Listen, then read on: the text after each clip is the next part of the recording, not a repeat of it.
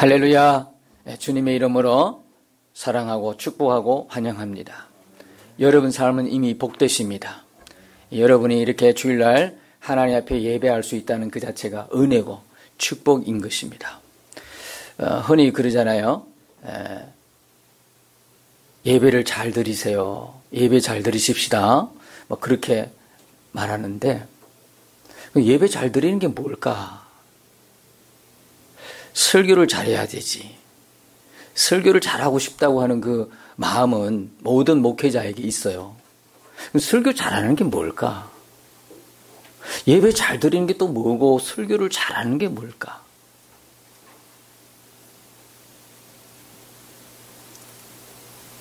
우리의 생각과 마음에 주님이 선명하게 보여지는 것이 축복입니다. 우리가 살아가면서 주님을 분명하게 의식하면서 사는 그 자체가 축복입니다. 그게 우리에게 부흥인 것입니다. 목회자가 설교를 하면서도요, 주님이 없는 마음으로도 얼마든지 설교할 수 있겠더라고. 테크닉으로, 기술로. 회중에게 듣기 아주 유익한 말로 누구나 들어도 괜찮은 정보네. 누구나 들어도 재밌다. 웃긴다. 잠이 확 달아나네. 얼마든지 그렇게 설교를 할 수 있겠더라고. 사실 그 설교자의 마음 안에 주님이 없는데도 불구하고. 그래서 제가 느꼈어요. 설교를 잘하려고 하는 마음을 내려놓자. 설교를 잘하려고 할 때부터 삐그덕거리는 거예요. 주님이 안 보이고 설교 자체만 보이는 거예요. 그게 아니구나. 내 심령의 부흥은 주님이시구나. 주님이 분명하게 내 마음에서 선명하게 드러나는 게 부흥이구나. 설교를 잘하고 못하고는 그건 주님의 역할이시고 그렇게 맡기고 나는 주님이 분명하게 내 마음 가운데 드러나는 설교를 해야 되겠다. 주님이 분명히 함께하는 그런 메시지였으면 좋겠다. 주님이 이 시간에 죄를 붙드시고 주님 말씀하시옵소서. 그렇게 기도하고 올라오는 거거든요. 예배를 잘 드리는 것도 마찬가지예요. 여러분 예배를 어떻게 하면 잘 드릴 수 있나요? 예배 잘 드린다는 의미는 뭔가요? 여러분 자세를 바르게 하시고 졸지 않고 목사님 말씀에 눈을 딱 뜨고 집중해서 듣는 게 예배 잘 드리는 건가요? 또 그런 것만도 아니더라고요. 왜냐하면 눈 뜨고도 조는 사람이 있더라고요. 나 얼굴을 쳐다보는데 단생각하는 사람도 있더라고요. 제가 그런 경험을 했거든요. 제가 어디 가서 저는 잘 졸지를 않아요. 조는 스타일이 아니에요. 집중해서 들어요. 아주 잘 듣는 편에 속하죠. 그런데 강사의 얼굴은 뚜렷하게 쳐다보는데 마음은 콩밭에 가 있더라고요. 딴 생각, 딴 마음으로 거기 참석하고 있는 저를 보고 이건 순전히 저 경험이지 여러분이 그렇다는 이야기가 아닙니다. 얼굴을 푸셔도 돼요. 얼굴을 좀 느슨하게 푸셔도 돼요. 여러분 보고 이 말씀하는 건 아니니까. 저의 경험상 분명하게 강사의 얼굴은 또렷하게 초점을 맞춰서 쳐다보는데 내 마음은 딴 생각을 하고 있더라고요.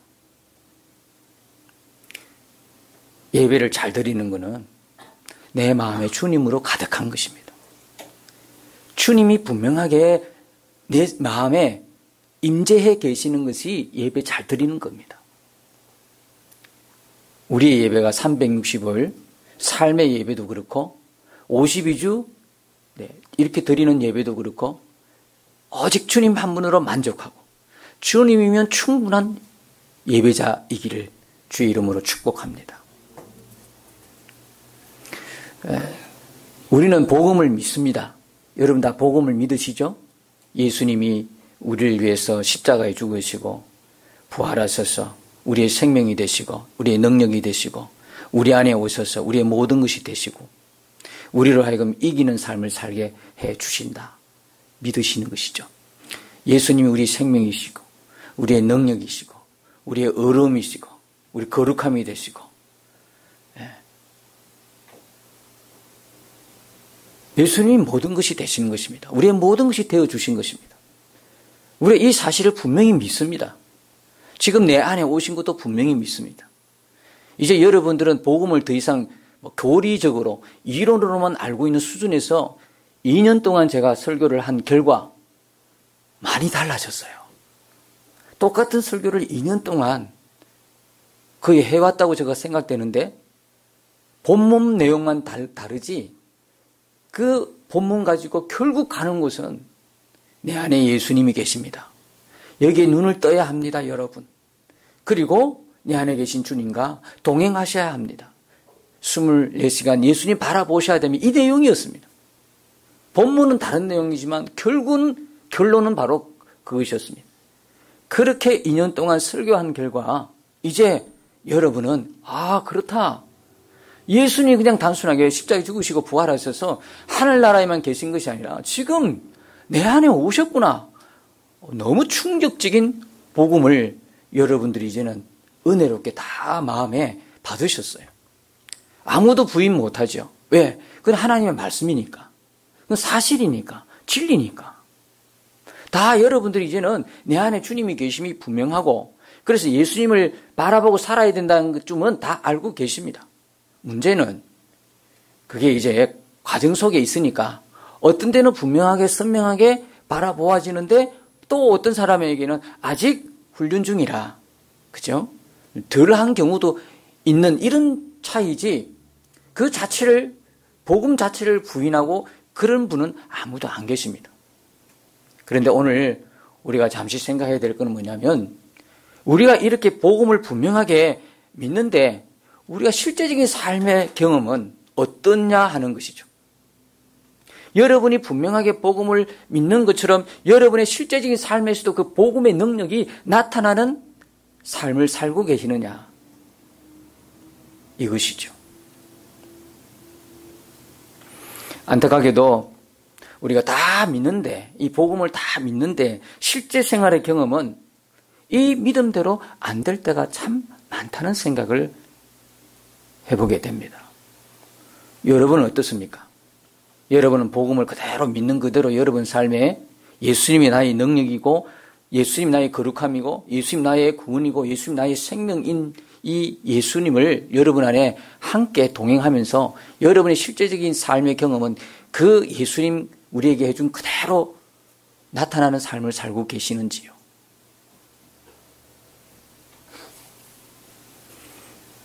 너무 큰 은혜를 받아서 처음에 너무 큰 은혜를 받아서 이제는 모든 거 다 이길 것 같았어요. 어떤 시련도 이길 것 같기도 하고 이제는 시험이 다시 안 올 것 같기도 하고 어떤 것이 어려움이 와도 나는 이길 수 있겠다고 생각이 들었어요. 그런데 여러분 어떻습니까? 이 은혜와 감동이 오래 못 가는 거예요. 왜 그럴까요? 정말 뜨거운 은혜를 받았어. 그런데 얼마 못 가서 냉랭하게 식어져 있는 나를 볼 수가 있지요. 분명히 나는 죽고 예수로 사는 이 복음을 아멘하고 받았어요. 마음의 충만함과 확신을 얻었어요. 이제 더 이상 넘어질 일이 없다고 생각했어요. 그런데 얼마 가지 못해서 예전과 똑같은 마음이 되어버리는 우리를 발견할 수 있습니다. 도대체 왜 이럴까요? 살면서 우리가 속 뒤집어지는 일들을 참 많이 만나요. 근데 은혜가 충만했을 때는 그걸 그냥 넘어갈 수가 있었는데 어느덧 시간이 지나고 나니까 이제 그게 그냥 넘어가는 것이 아니라 그냥 내 마음에 화가 올라오는 거예요. 분노가 치밀어 오르는 거예요. 짜증이 나고 두려움과 염려가 생기고 불안해지고 초조해지는 거예요. 이거 왜 이렇지요? 처음에는 정말 모든 시험도 다 이길 수 있을 것 같았는데 모든 어려움도 막 주님과 함께 손 붙들고 가면 다 이길 수 있을 것 같았는데 왜 이런 현상이 일어났나요? 분명히 예수님 나의 능력이고 생명이고 기쁨이고 그렇게 믿었는데 실제적인 내 삶 속에서는 좌절을 경험하고 절망을 경험하게 마음이 막 그냥 막 무너져 가는 그런 무너져 내리는 그런 경험을 합니다. 왜 그럴까요? 이게 소위 말하는 믿음의 시련이라는 것입니다. 믿음의 시련. 믿음에는 반드시 시련이 있습니다. 시련 없는 믿음은 없습니다. 우리가 믿음을 생활을 시작하면서 처음에 충만한 그 은혜를 가지고 시간이 지나가면서 마음이 무너지는 이 과정을 거치면서 이 모든 이렇게 거쳐가면 이런 모든 것들이 사실은 믿음의 시련의 과정인 것입니다.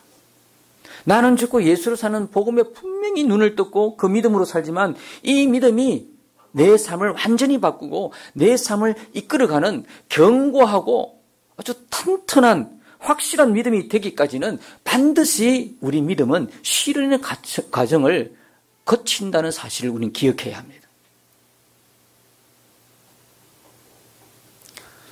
온실 속에 자라나는 꽃이 있고 광야에서 그냥 야생적으로 자라나는 꽃이 있다면 어느 것이 극한 상황에 생존하겠습니까? 하나님은 우리를 온실 속에서 키우기를 원하지 않습니다. 온실 속에서 조금만 변화가 있으면 곧 죽어버리는 그런 화초로 우리를 가꾸지 않습니다. 하나님은 우리를 나가지 않는다면 광야로 밀어내십니다. 이스라엘 백성들을 광야로 밀어내듯이. 왜 광야로 밀어낼까요? 죽으라고요?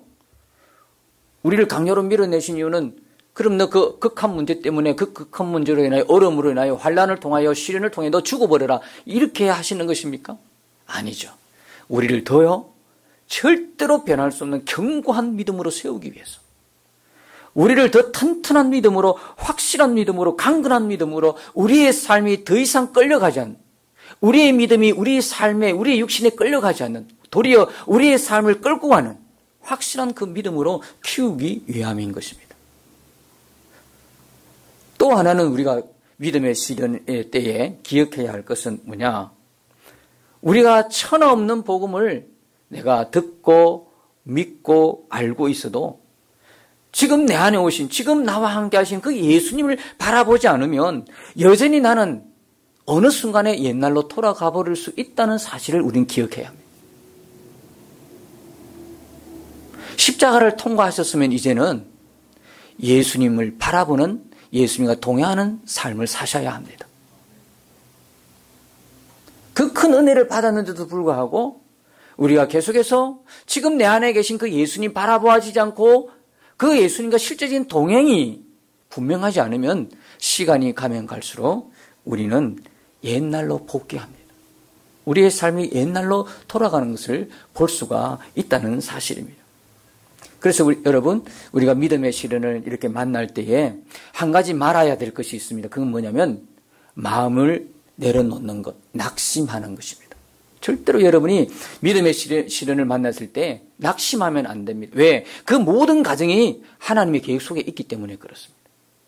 저와 여러분이 살아가는 모든 인생길에 하나님께서 우리로 하여금 믿음의 시련을 통해서 견고한 믿음으로 튼실한 믿음으로 확실한 믿음으로 우리의 삶을 이끌어가는 그런 믿음으로 하나님이 세우기 위함이지 그 시련을 통해서 우리를 더 어렵게 하시기 위함이 아니기 때문에 우리가 이 믿음의 시련을 당할 때 절대로 낙심하면 안 되는 것입니다. 이런 일을 만날 때 우리가 흔히 생각합니다. 아, 나는 안 되나 봐. 나는 참 잘 믿으려고 했는데 난 참 안 되나 봐. 이렇게 생각하기 쉬운데 낙심은 사단이 가장 기뻐하는 일이에요.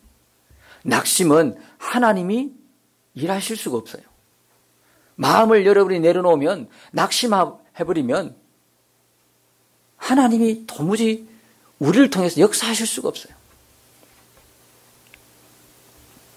여러분이 이 믿음의 시련의 때에 분명히 붙들어야 할 그것은 뭐냐면 이 시련을 통해서 아주 확실하고 분명한 믿음, 불로 연다는 정금 같은 믿음, 그런 믿음으로 내 믿음이 어떻게 돼요? 바뀌어진다. 이것을 여러분이 붙들어야 됩니다. 내 믿음이 지금 그런 가정 속에 있다는 거예요. 여러분이 믿고 처음에 그 복음에 감격했고 정말로 충격적인 내 안에 계신 주님의 일을 발견하고 동행을 시작했는데 그 이후로 믿음의 시련이 왔다는 것은 뭐냐? 더욱 내 믿음이 이제는 절대 흔들리지 않는 확실하고 분명한 믿음으로 내 믿음이 바뀌어져 가는 과정이라는 걸 꼭 기억하셔야 합니다. 지금까지는 어떻게 하셨나요? 예수 믿어도 참 안 되네. 잘못 믿은 거 아니야? 가정에 두 종교가 있으면 안 된다던데. 내가 양보할까? 이런, 참 힘드네. 내가 예수 믿었는데도 그러네. 정말 힘드네. 이런 생각에 잠겨 있었다니까요.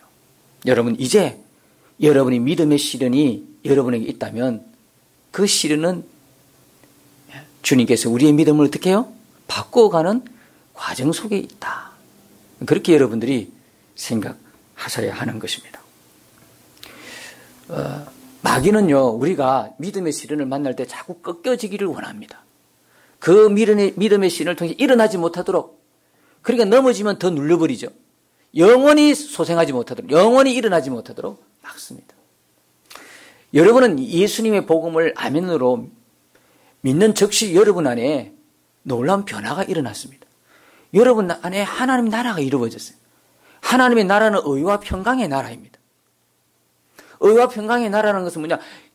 여러분 안에 기쁨의 근원이 그분이 계심으로 말미암아 늘 여러분은 기쁘고 행복하고 즐겁고 형통한 삶을 살 수 있는 그 능력이 여러분 안에 있다는 이야기입니다. 그러니까 사단은 어떤 방법으로든 여러분들 안에 있는 것을 빼앗아 가는 거예요. 여러분 안에 그 귀한 기쁨이라든지 믿음이라든지 이것들을 어떻게 빼앗아 갑니까? 마음을 무너뜨리면서, 마음을 무너지게 하면서, 여러 사건들을 통해서, 여러 시련을 통해서.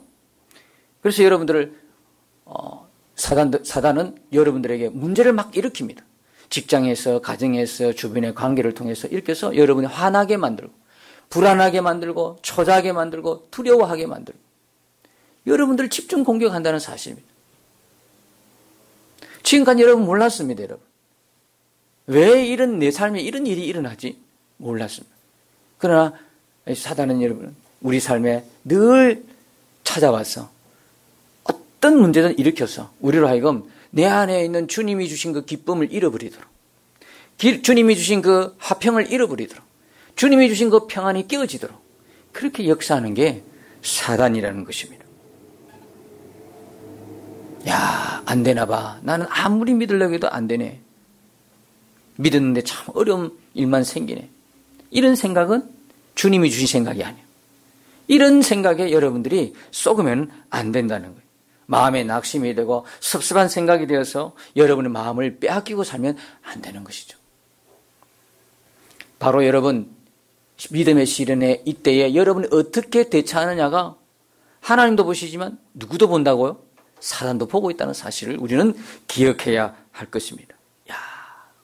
이 믿음의 시련 때 마음이 계속 내려앉습니다. 마음이 계속 불안해지고 마음이 답답해지면 여러분 어떤 생각을 해야 됩니까? 마귀가 지금 나를 가지고 놀려고 그러네. 마귀가 정말 주님은 나를 이기게 하시는데 내가 자꾸 마귀의 음성에 귀를 기울이다 보니까 내가 또 넘어지는 것이구나. 여러분은 그때 이상하다만 끝내지 마시고, 왜 오늘 나는 컨디션이 안 좋은데 이런 생각으로 그냥 끝내지 마시고, 마귀가 또 나를 넘어뜨리려고 하는구나. 나를 가지고 놀려고 그러네. 그러나 주님은 나를 다시 세우시고, 주님은 나를 강하게 하시고, 주님은 나를 이기게 하시는데 마귀의 음성에 기울이지 않고 말씀 붙들고 일어나야 되겠다. 그 생각으로 여러분이 충만하셔야 하는 것입니다. 그래서 여러분들이 주님, 저는 주님을 믿습니다. 주님이 저를 이기게 하시고 주님이 저의 거룩함이 되시고 지혜가 되시고 어려움이 되시고 구원이 되신다고 하셨으니 저는 말씀 그대로 믿습니다. 아멘. 어떤 상황이든 어떤 환경이든 어떤 문제든 간에 나는 주의 말씀 붙들고 갑니다. 아멘 하고 가는 것입니다. 근데 지금까지는 다 그냥 그 환경에 몰입하셔서 사단이 주는, 마귀가 주는 생각에 나 정말 안 되는가 봐, 이렇게 눌려 지냈다는 것입니다. 여러분, 우리 주님은 우리로 하여금 이 어려움을 통해서, 시련을 통해서 오로지 주님만을 의지하는 사람, 성령으로 반응하고 믿음에 반응하는 자로 세우기를 원하세요. 그래서 여러분, 우리가 믿음의 시련을 만나지만 믿음의 시련 때에 오히려 여러분, 누구나 통과하는 이 믿음의 시련 때 오히려 정신 바짝 차려서 주님 앞에 서면, 주님과 동행하면 여러분들은 그때 그 여러분의 믿음이 더 견고해지는 믿음으로 세워지는 기회가 되는 것이죠. 지난 한 주간 우리에게도 믿음을 실험하는 한 주간이었어요. 여러분 혹시 지난주 설교 제목을 기억하시나요? 시련의 때에 무엇으로 반응하는가? 한쪽에서는 믿음으로 성령으로 반응하는 사람이 있고 한쪽에는 육신으로 반응하는 사람이 있다고 그랬어요. 육신으로 반응하는 사람은 문제만 생기면 버럭 화를 내고 분노하고 짜증 부리고 그렇잖아요. 두려워하고 염려하고 걱정하잖아요. 근데 성령으로 믿음으로 반응하는 사람은 문제가 있는데도 여전히 기뻐하고 감사하고 승리의 고백이 입에서 나오고 그건 누가 하시는 거예요? 내 안에 계신 주님이 하시는 거예요. 여러분이 지금 그 가정 속에 있는 거예요. 그렇게 바뀌어져 가는 가정 속에 있어요. 지난주 우리 영성일기 그 주제가 뭐였어요? 하나님의 전신갑주 입기거든요. 영적 전쟁의 내용이었어요. 야, 너무 기가 막힌 뭡니까? 타이밍이었어요. 너무 기가 막힌. 지난주 설교 그대로 이 한 주간 우리가 살아가는데 이야기를 들어보니까 각자의 삶의 현장에서 믿음의 시련을 톡톡히 훈련했던 그런 한 주간이었더라고요. 저부터도 그런 삶의 현장에서, 가정에서, 여러분은 직장에서, 또 관계 속에서 이런 믿음의 시련을 한번 잘 경험한 한 주간이었더라고요. 우리가 이 믿음의 시련을 다 거쳐가면서 한번 생각해야 될 게 우리는 완성이 아니라 지금 우리는 공사 중에 있다는 사실을 기억해야 합니다. 여러분, 우리가 공사 중이라는 이야기는 뭐냐? 비록 지금은 이래도 내일은 더 좋아진다는 거 아니겠습니까? 지금 공사 중이라는 이야기는 지금은 먼지가 나고 풀풀 나고 걷기도 불편하고 모든 사람에게 피해를 끼치는 인격이지만 공사가 완료될수록 어떻게 그 인격이 모든 사람들에게 선한 영향을 끼치는 믿음의 사람으로 바뀌어진다는 거 아닙니까? 지금은 이래도 나중은 훨씬 좋아진다는 게 공사 중이라는 뜻이거든요. 그래서 여러분이 믿음의 시련을 거칠 때 왜 내게 이런 일이? 그렇게 생각하시면 안 돼. 왜? 당연히 공사 중에 있으니까. 저나 여러분은 다 공사 중에 있으니까 당연한 일이죠. 하나님이 어떤 부분을 다시 수정하시는구나. 하나님이 어떤 부분을 보완하시구나. 하나님이 어떤 것을 새로 세워 나가시는구나. 그렇게 볼 수 있는 눈이 열려야 된다. 저는 그런 눈이 우리 모두에게 있기를 주님의 이름으로 축복합니다.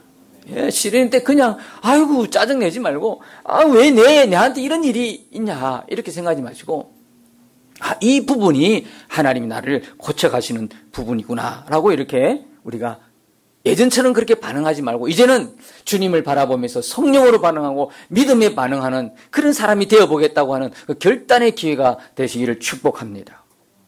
우리가 하나님을 믿고 성경이 하나님 말씀인 것이 분명히 우리가 믿어진다면 하나님 말씀하신 그 말씀을 믿어야 되는 게 당연하지 않습니까? 내 경험하고 다르고 많은 사람들이 다르게 이야기할지라도 내가 믿는 것은 하나님 말씀이어야 합니다. 우리는 진리인 하나님 말씀을 믿는 사람들입니다. 오늘 본문의 14절에 보니까 항상 우리를 그리스도 안에서 이기게 하시고 우리로 말미암아 각처에서 그리스도를 아는 냄새를 나타내시는 하나님께 감사하노라. 지금 나는 계속 지고 있습니다. 계속 지금 나는 믿음의 시련 어려움을 겪고 가고 있습니다. 내가 보니까 계속 지고 있는데 말씀을 보니까 뭐라고 그래요? 그리스도께서 이기게 하신다. 죄에서 이기게 하시고 세상을 이기게 하시고 우리를 새롭게 하신다. 우리를 주님과 연합한 자로 나는 죽고 예수님으로 살게 하신다. 이렇게 말씀하고 있어요. 자, 그렇다면 여러분 어떤 것을 믿어야 되죠? 안 되는 내 경험을 택할 것입니까? 아니면 되게 하시는 하나님의 말씀을 여러분이 붙잡으실 것입니까? 어느 것을 택할 것인가? 이게 문제인 것입니다. 여러분은 어느 것을 선택하십니까? 안 되는 내 경험, 되게 하시는 하나님의 말씀? 여러분들이 성경을 보면 창세기부터 계시록까지 전체가 우리 이성으로는 도무지 이해할 수 없는 내용들이 참 많잖아요. 수많은 기적이 있고 수많은 사건들이 있잖아요. 여러분 그거 다 당연히 믿으시죠? 하나님의 창조를 믿으시죠? 홍해를 땅 밟듯이 지나간 거 믿으시죠? 물고기 2마리 떡 5개로 5,000명 먹고 12강줄이 난 거는 믿으시죠? 죽은 자 살린 건 믿으시잖아요. 당연히 믿으시잖아요. 이거 당연히 믿으시잖아요. 그렇다면 그렇게 하신 그분이 여러분을 믿음의 사람으로 주님의 생명으로 살고 믿음이 확실한 자로 세우고 이기는 자로 만드시지를 못하시겠냐고.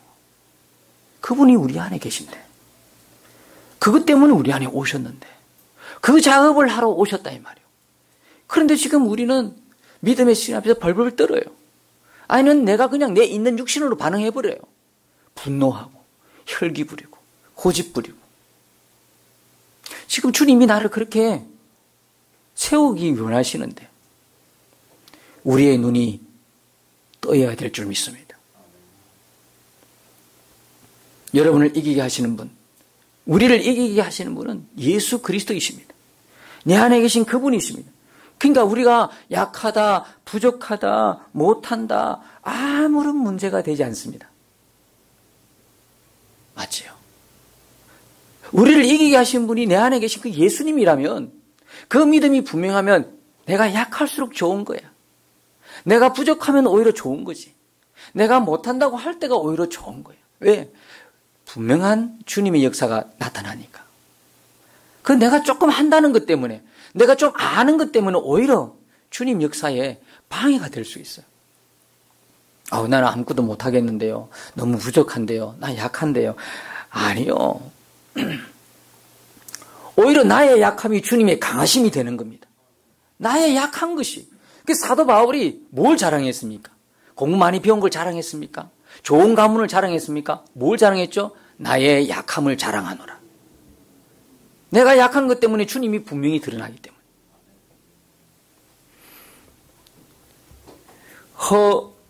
허윤석 선교사님이란 분이 계십니다. 22년간 아마존 사역을 하다가 말기 암이 걸렸어요. 주변에서 많은 분들이 이렇게 말을 했죠. 아니 선교사님, 하나님께 그렇게 헌신한 삶을 살았는데 복을 받아야지 왜 암이 걸렸어요?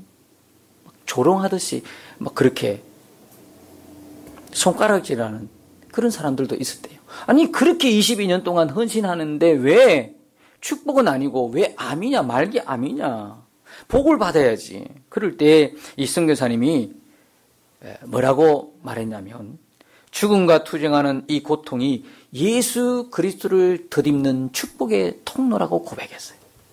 이야, 말기 암에 투병하는 이 고통, 죽음과 투쟁하는 이 고통이 예수 그리스도를 덧입는 축복의 통로라는 거예요. 하루에도 수십 알씩 털어넣는 그 진통제를 먹으면서 복음을 전하다가 2013년도 주님 품에 안겼어요. 그분이 마지막 유작으로 책 한 권을 쓰셨는데 그 책 제목이 내가 왕 바리새인입니다. 이 책 제목입니다. 그 책에서 아주 정말 귀한 말씀을 하는 걸 봤습니다. 뭐냐면 내가 가짜라는 것을 들통내십시오. 그래야 하나님이 일하십니다. 내가 가짜라는 걸 드러내라는 거예요. 우리는 진짜인 것을 막 밝히려고 그러냐. 내가 많이 배웠다. 내가 이렇게 똑똑하다. 내가 이렇게 많이 가졌다. 내가 이런 사람이야. 날 좀 봐줘. 근데 이분은 내가 가짜라는 걸 드러내십시오. 들통내십시오. 그래야 하나님이 일하신다는 거예요. 우리가 하나님 앞에서 뭘 자랑하겠어요, 여러분? 여러분, 우리가 하나님 앞에서 그분이 다 하시는데, 그분이 다 하기 위해서 우리 안에 오셨는데, 그 내 안에 오신 그분 앞에서 우리가 뭘 드러내겠어요? 나의 약함이, 나의 부족함이, 나의 못함이 오히려 주님의 강하심이고 역사하심입니다. 오히려 나의 약함이, 나의 부족함. 주님, 나는 부족합니다. 주님은 너무 잘하셔요. 우리가 부족하고 연약하고 약함을 너무 잘하셔요. 우리가 설명 안 해도 그분 너무 잘하셔요. 그렇기 때문에 우리를 부르셨어요. 그러므로 우리의 부족함을 여러분 부끄러워하지 마세요. 나의 약함을 절대 여러분 숨기려고 하지 마세요. 하나님 앞에 드러내면 드러낼수록 여러분의 강함이 되고 주님의 역사하심이 분명한 삶을 살게 될 것입니다. 사랑하는 여러분, 우리를 이기게 하시는 분은 우리 안에 계신 주님이십니다. 그러므로 주님의 말씀을 꼭 여러분이 붙들어야 됩니다. 하나님의 말씀은 능력이고 하나님의 말씀은 권능입니다. 능력의 말씀으로 만물을 창조하신 하나님이십니다. 하나님과 교제하고 대화하는 유일한 존재인 사람에게 하나님의 말씀이 주어졌다는 이 말은 하나님 말씀처럼 인간에게 확실한 것은 없다는 이야기. 사람은 뭐로 사느냐? 하나님의 말씀으로 산다고 하는 증거가 되는 것입니다. 하나님의 말씀으로 사는 인간의 말에는 영적인 힘이 있어요. 왜? 사람에게는 하나님의 말씀이 주어졌기 때문에 인간이 사용한 그 언어에 영적인 놀라운 파워가 있어요. 어떤 말을 하고 사느냐? 여러분의 인생이 달라지는 거예요. 그래서 제가 책 소개를 했던 그 책을 여러분들이 보셔야 돼요. 아, 그렇구나. 이 말에는 힘이 있구나. 말에는 영향이 있구나. 내 삶이 이래서 어두워졌구나. 내 삶이 이래서 지금까지 이렇게 살았구나. 이제 바꿔야겠다. 그렇구나. 말에는 능력이 있네. 피조물 중에 하나님과 대화하는 사람이 어떤 존재입니까? 인간이잖아요. 그 인간에게는 이 말에 능력이 있어요. 힘이 있어요. 그걸 몰랐던 거예요. 여러분의 마음과 생각에 그리고 여러분의 입술에 하나님의 말씀을 가득 채우시기를 축복합니다. 주님은 계속해서 말씀을 통해서 기도를 통해서 주님 바라보기를 원합니다. 우리가 이길 수 있는 이 믿음은 주님을 바라보면서 오는 것이기 때문에 계속 말씀과 기도를 통해서 바라보라고 하는 거예요. 여러분 영성일기 쓰면서 항상 그걸 기록하라고 그러잖아요. 왜 그럴까요? 훈련이잖아요. 말씀을 통해 주님 바라보는 시간이니까, 기도를 통해서 주님 바라보는 시간이니까, 이렇게 바라보면서 우리에게 믿음은 날로 날로 이길 수 있는 믿음이 되는 거죠.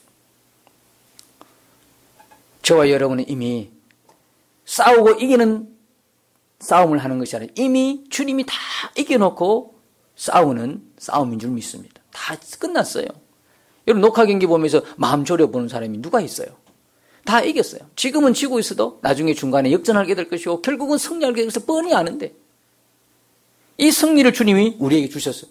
지금 주님이 하나님이 우리에게 갖기를 원하는 그 믿음은 뭐냐? 이미 이긴 자의 믿음이에요. 그래서 예수님을 24시간 바라보자고 하는 거예요. 왜? 이 믿음은 이미 이긴 자의 믿음은 예수님 바라볼 때 우리에게 생기는 것이니까. 우리가 세상 없는 복음을 이론으로 다 알고 있어도 소용이 없는 것은 지금 내 안에 오신 그 주님에 대해 눈을 뜨지 못했고 내 안에 계신 주님과 동행이 안 되고 바라보지 않으니까 그런 놀라운 복음을 받아도 맥없이 살아가는 거예요. 이긴 자의 그 믿음을 갖기를 원하는데 우리는 늘 패배하고 있어요. 우리 삶에. 시련을 만나면 바로 넘어져 버려요. 오늘 그렇게 성령을 충만히 받고 말씀의 은혜를 충만히 받고 이전을 나가자마자 어떤 사람의 말 한마디 넘어져 버려요. 어떤 상황 속에 그냥 바로 넘어져 버리는 거예요. 하나님은 우리가 이미 이긴 자의 믿음을 갖기를 원하십니다. 그래서 24시간 예수님 바라보자는 거예요. 그 믿음은 거기서 오니까. 내 안에 계신 예수님 바라보면서 오니까. 그 말씀을 계속 하나님의 말씀을 보면서 오니까 그 믿음이. 기도를 통해서 그 믿음이 오니까. 그러니까 여러분이 믿음의 시련을 만나면 어떻게 해야 됩니까? 믿음의 시련에 더욱 말씀을 붙들어야 합니다. 어떤 사람의 말이 아니라 세상의 소리가 아니라 사단의 소리가 아니라 하나님의 말씀, 이기게 하신 하나님의 말씀, 그 말씀, 항상 우리를 그리스도 안에서 이기게 하시는 그 주님의 말씀을 여러분이 꼭 붙들고 승리해야 될 줄로 믿습니다. 이제는 여러분 오늘 말씀을 여러분이 다 듣고 여러분이 또 한 주간을 살아가면서 여러분 믿음의 실험을 해보시는 겁니다. 믿음의 시련이 올 때에 나는 어떻게 반응할 것인가?